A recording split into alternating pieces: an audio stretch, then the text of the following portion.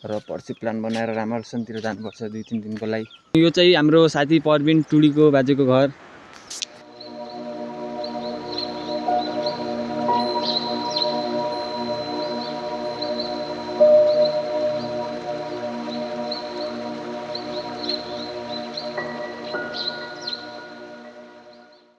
Hello guys, welcome back to my new vlog after long time. धेरै पछि आज म भ्लग बनाउँदैछु र मेरो 12 क्लासको इक्जाम सक्यो, त्यही भएर पनि हो।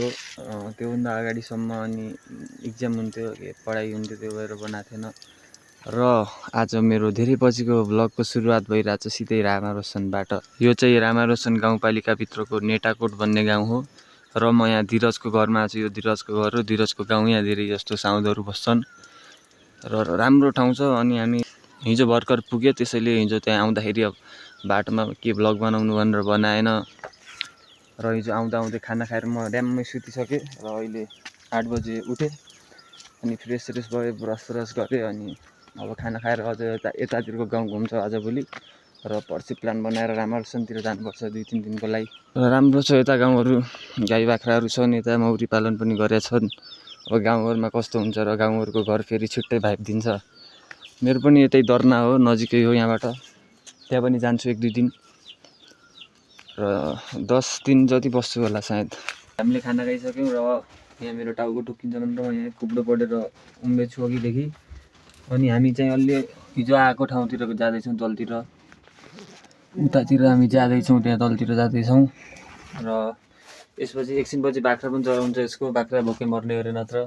हाम्रो घर मालिक चाहिँ बस्नु भएको छ र यहाँ टाउको टुक्किने सम्भावना धेरै छ। सिधा उम्बिन लाग्यो भने यस्तो हुन्छ। अलिअलि चिसो छ, त्यति खासै पनि छैन। तराईमा बसे पनि खोलातिर आउँदैछौँ हामी। खोलामा पुगिसक्यो भनौँ। र यहाँ धीरज छ र धीरजको एउटा भाइ छ। यतातिर हामी तलै पुगिसक्यौँ। हिजो हामी त्यहाँबाट हिँडेर आएको थियौँ। त्यहाँ हाम्रो बस मतलब हाइसमा आउनु त, त्यहाँ हाइस रोकिन्छ, त्यो सैनी बजार हो। र यतातिर रामारोसन जाने बाटो चाहिँ त्यहाँ छ। र हामी कैलाश खोला पुगिसक्यौँ। पहिला थाहा होला त गाइस तपाईँहरूलाई, एकचोटि बाढ आएको थियो ठुलै, त्यति बेला पुरै यो यहाँको बजार बगाएको थियो। यो जति ढुङ्गा देख्लाग्नु भएको छ त्यति ठुलो बाढी आएको थियो पहिला। अब सोच्नु कत्रो होला। म नजिकबाट देखाउँछु तपाईँलाई।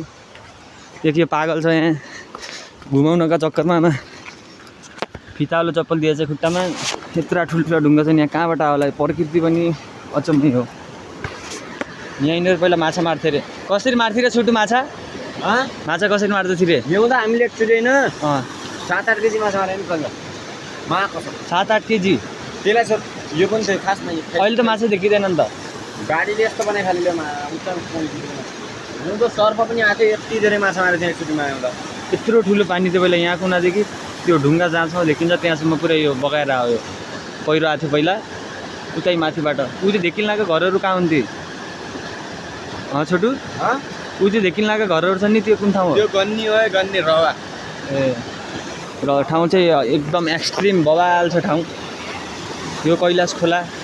मैले नदीको बिचमा आइसकेँ यहाँ ढुङ्गामा र पानी चाहिँ चिसै रहेछ गाइस।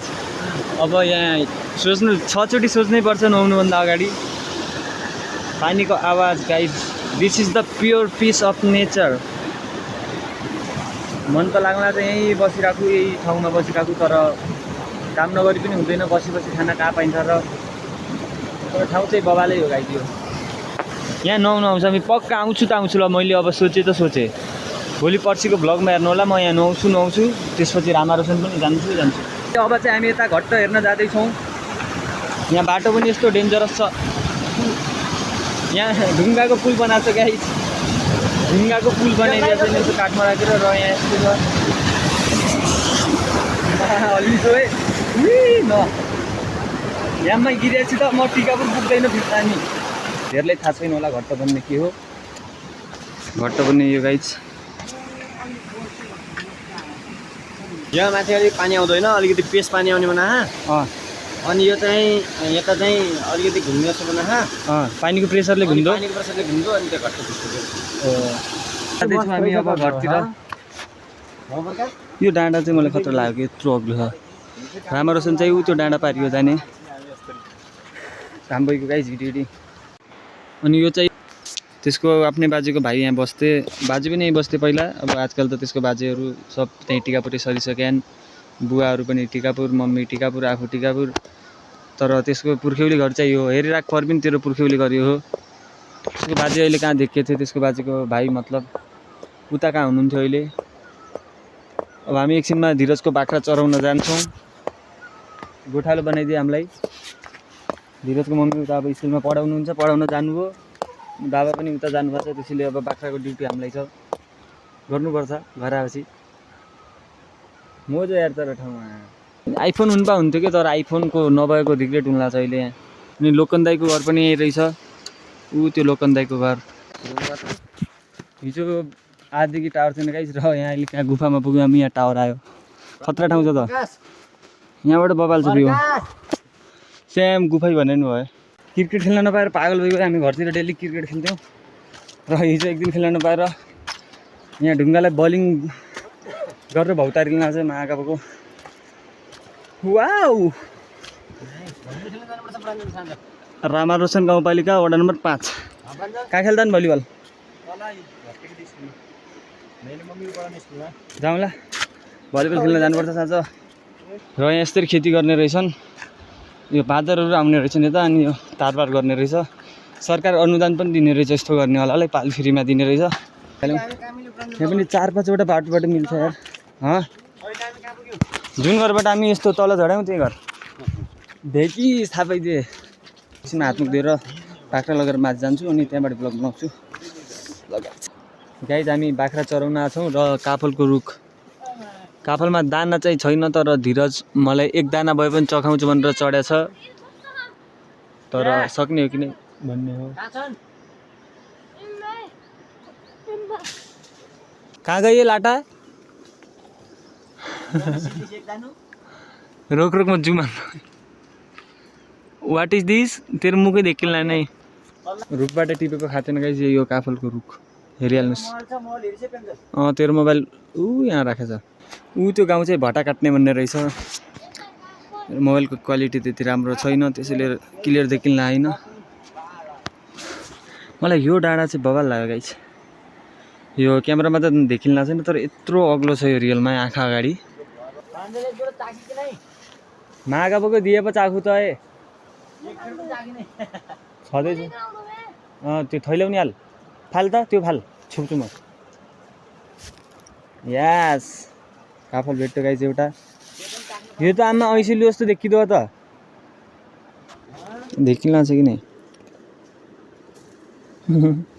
काँचै सार्यो।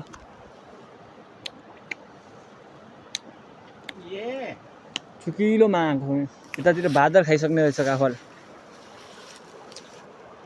अरू रुख छैनन् काफलका यता माथि? माथितिर जाने हामी अझ अहिले त्यतातिर। बाख्रालाई घर पुगाएर जाउँला एकछिनपछि। कहाँ कहाँ हो त्यो भने? माथि जाउँ नि त। इट छन् काफल त्यहाँ?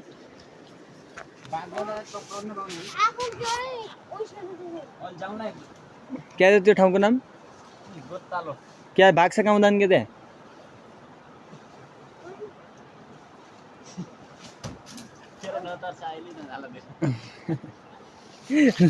बाघ जाने त खुसिया जान्छु म। ल गाइस, लास्टमा ब्लग हेरेकोमा थ्याङ्क यू। अब अर्को ब्लगमा हजुरलाई देखाउँछु। म उता माथितिर जान्छु चढ्न, अनि त्यसपछि त्यहाँ गइसकेपछि साँझतिर हामी भलिबल खेल्न जाने हो नि तल। खेल्न नभए पनि हेर्न जान्छौँ उता तल सैनी बजारमा जान्छौँ। अनि त्यही हो लास्टमा ब्लग हेरेकोमा थ्याङ्क यू गाइस। यसै गरी ब्लग हेरिराख्नु होला। Thank you so much for watching. By.